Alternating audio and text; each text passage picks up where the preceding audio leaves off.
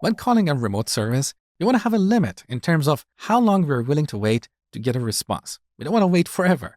So let me show you how to implement this scenario. I'm going to create a completable future, supply async.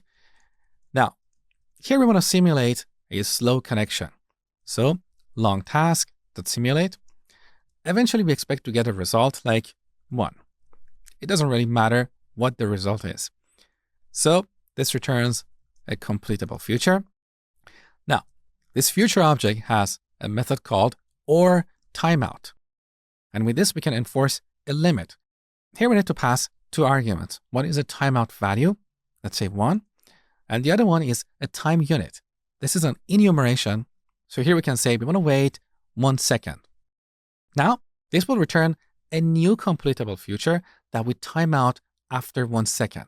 So if we call the get method to get the result, we're going to get an exception. Let's wrap this inside a try-catch block. Okay, now we get the result and store it over here, and finally print it. Let's run the program. So after 1 second, our program crashed. We got an exception of type execution exception, which is caused by a timeout exception. Okay, now this is not an ideal experience for the end user. A better approach is to recover with a default value. So instead of calling or timeout, we're going to call complete on timeout.